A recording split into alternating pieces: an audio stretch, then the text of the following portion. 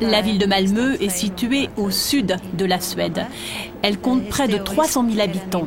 C'était autrefois une ville industrielle. Maintenant, ses activités sont plutôt orientées vers la culture, l'éducation et les technologies de l'information.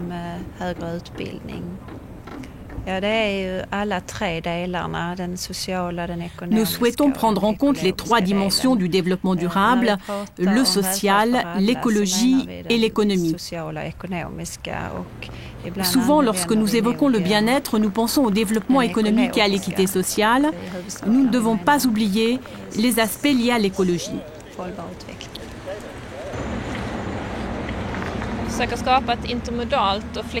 En matière de déplacement, nous nous efforçons de mettre en place un système basé sur l'intermodalité.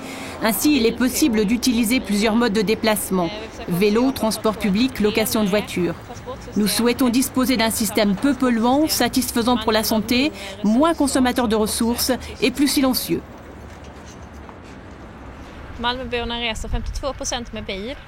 À Malmö, 52% des déplacements s'effectuent en auto, 20% à vélo, 13% en bus ou en train et 13% à pied. Nous avons fait le choix d'avoir des bus peu polluants. Le combustible est le gaz naturel. À l'avenir, les bus rouleront avec du biogaz. L'amélioration des infrastructures et l'information des usagers ont permis à tous de se déplacer plus vite.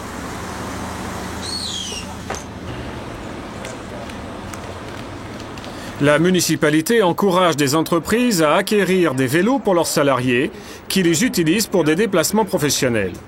Sur 200 entreprises sollicitées, 50 ont répondu positivement et plus de 100 bicyclettes ont été achetées.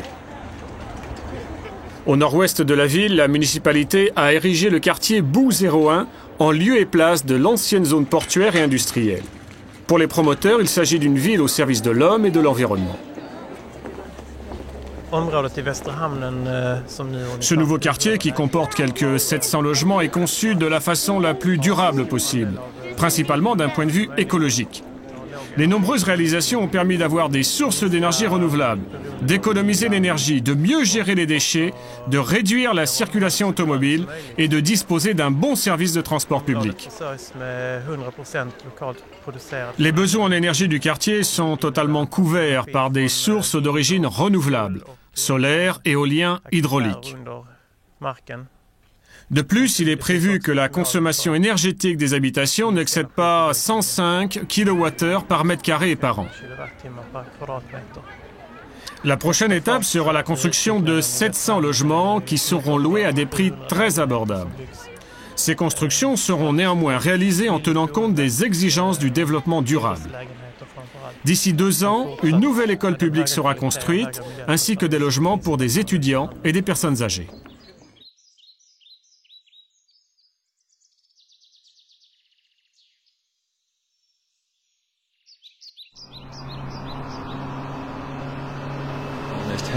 Le Royaume-Uni est un des pays insulaires les plus peuplés dans le monde.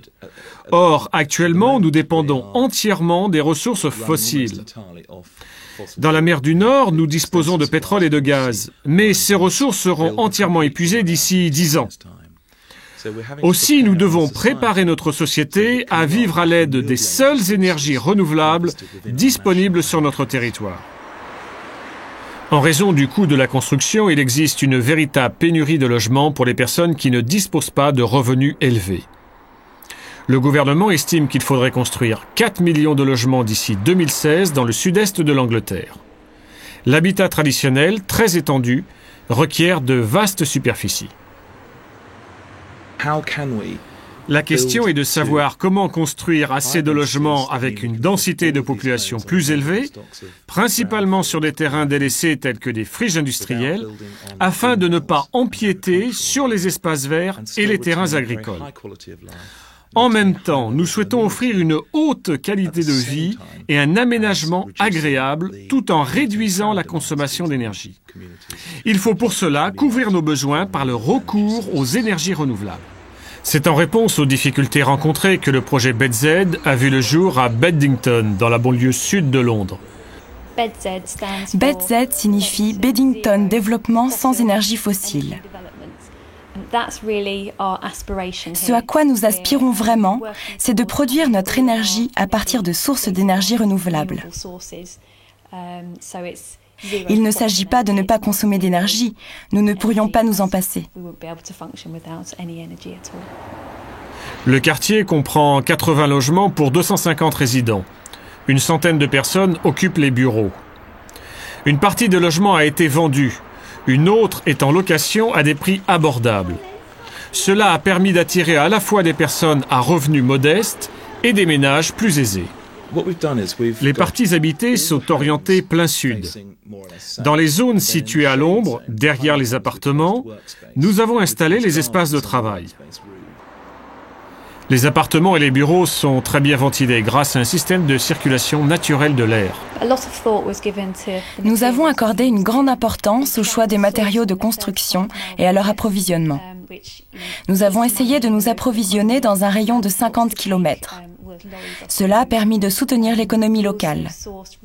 Nous avons utilisé des matériaux issus de déconstruction, des matériaux recyclés et des matériaux écologiques. Des murs très épais ainsi que des triples vitrages assurent une très bonne isolation des bâtiments. Les dépenses en chauffage sont très faibles, de l'ordre de 10% de celles d'une construction classique. Les habitants sont encouragés à économiser l'énergie ainsi que l'eau. Les compteurs, placés dans la cuisine, permettent de suivre facilement les consommations. Les résidents sont invités à trier leurs déchets en 4 grandes catégories. Des bacs à compartiments sont placés à cet effet dans la cuisine. À l'extérieur, des conteneurs reçoivent les déchets recyclables.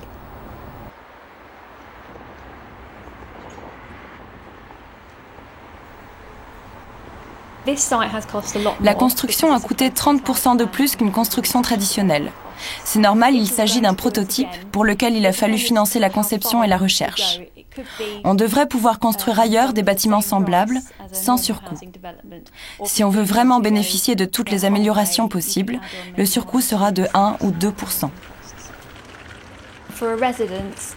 En ce qui concerne les frais de fonctionnement, on est en train de faire des enquêtes. Il semble que les économies sont de l'ordre de 25%.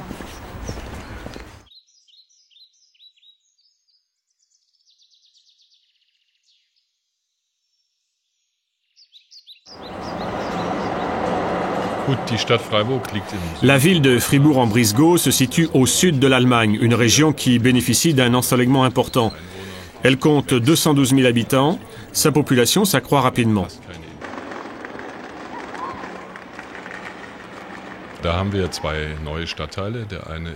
Deux nouveaux quartiers ont été construits dans la ville, Vauban et Rieselfeld.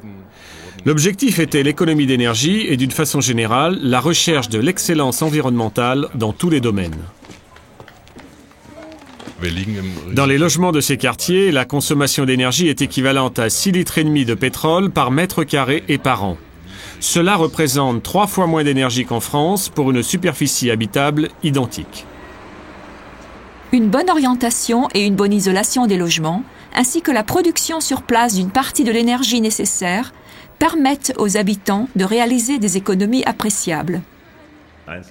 Nous avons conçu l'aménagement urbain de ces quartiers en fonction d'objectifs précis. D'abord, relier le quartier au centre-ville grâce au transport en commun. Ensuite, installer des panneaux photovoltaïques et enfin créer des espaces verts pour maintenir le lien des habitants avec la nature. Le tri sélectif des déchets domestiques en 5 catégories est mis en place depuis plusieurs années. Il s'agit de réduire le plus possible la quantité totale de déchets ultimes. Des unités de valorisation des déchets ont été créées. Compost, biogaz et électricité sont fabriqués à l'aide des déchets. D'après moi, ce qui est particulièrement réussi, c'est le fait d'avoir fait participer les habitants dès le départ à l'élaboration du projet. Nous avons ainsi répondu aux attentes des gens en ce qui concerne l'environnement, notamment pour les déplacements et les énergies renouvelables. Nous avons aussi veillé à assurer la mixité sociale ainsi que la cohabitation de toutes les générations. Les habitants s'identifient réellement à leur quartier.